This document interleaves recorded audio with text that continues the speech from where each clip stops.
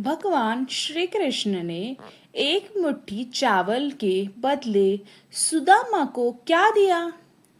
श्री कृष्ण की भावुक कथा। द्वारका नगरी में भगवान श्री कृष्ण राजा थे, लेकिन उनके हृदय में अपने बचपन के मित्र सुदामा के लिए वही प्रेम था जो गुरुकुल के दिनों में था। दूसरी ओर सुदामा अत्यंत गरीब ब्राह्मण थे। उनके घर कई कई दिन भोजन नहीं बनता था। उनके बच्चे भूखे सो जाते थे। फिर भी सुदामा ने कभी भगवान से धन नहीं मांगा। एक दिन उनकी पत्नी सुशीला ने कहा, स्वामी, आपके मित्र स्वयं द्वारकाधीश है, उनसे कुछ सहायता मांग लीजिए। पहले तो सुदामा तैयार नहीं हुए, लेकिन पत्नी के आग्रह पर वे श्री कृष्ण से मिलने चल पड़े। घर में देने के लिए कुछ भी नहीं था।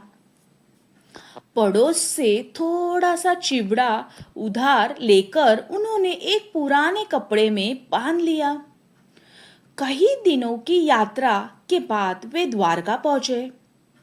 महल के द्वार पर खड़े सुदामा को किसी ने नहीं पहचाना, लेकिन जैसे ही भगवान श्री कृष्ण को पता चला कि उनके परम मित्र आए हैं, वे नंगे पांव दौड़ते हुए बाहर आए और सुदामा को गले लगा लिया।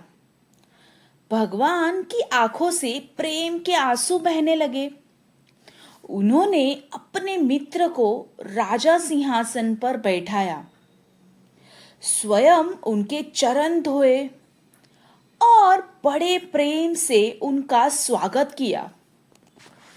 महल में उपस्थित सभी लोग यह दृश्य देखकर आश्चर्यचकित रह गए। श्री कृष्ण मुस्कुराकर बोले, मित्र, मेरे लिए क्या लाए हो? सुदामा लज्जा के कारण वह छोटी सी पोटली छिपाने लगे। भगवान ने हंसते हुए वह पोटली स्वयं ले ली और बड़े प्रेम से उसमें रखा चिवड़ा खाने लगे। पहला कौर खाते ही माता लक्ष्मी मुस्कुराई। जब भगवान दूसरा कौर लेने लगे तो माता लक्ष्मी ने उनका हाथ पकड़ लिया और बोली, प्रभु, एक मुट्ठी चिवड़े के बदले आपने इनके लिए तीनों लोगों का सुख लिख दिया है। यदि आप और खाएंगे तो मुझे देने के लिए कुछ भी नहीं बचेगा। सुदामा 2 दिन द्वारका में रहे, लेकिन उन्होंने एक बार भी धन सहायता नहीं मांगी। विदा लेते समय श्री कृष्ण ने उन्हें खाली हाथ ही विदा कर दिया। रास्ते भर सुदामा यही सोचते रहे कि उन्होंने अपने मित्र से कुछ भी नहीं मांगा, लेकिन उन्हें कोई दुख नहीं था, क्योंकि उन्हें श्री कृष्ण का प्रेम मिल चुका था। जब वे अपने गांव पहुंचे, एक अपनी टूटी फूटी झोपड़ी की जगह एक सुंदर महल देखकर चौंक गए। उनकी पत्नी सुंदर वस्त्रों में बाहर आई और बोली, यह सब भगवान श्री कृष्ण की कृपा है। सुदामा की आंखों से आंसू बहने लगे। उन्हें समझ आ गया था, भगवान ने बिना मांगे ही सब कुछ दे दिया। उस दिन सुदामा ने हाथ जोड़कर, हे प्रभु, आपने मुझे धन से पहले अपना प्रेम दे दिया और यही संसार का सबसे बड़ा धन है।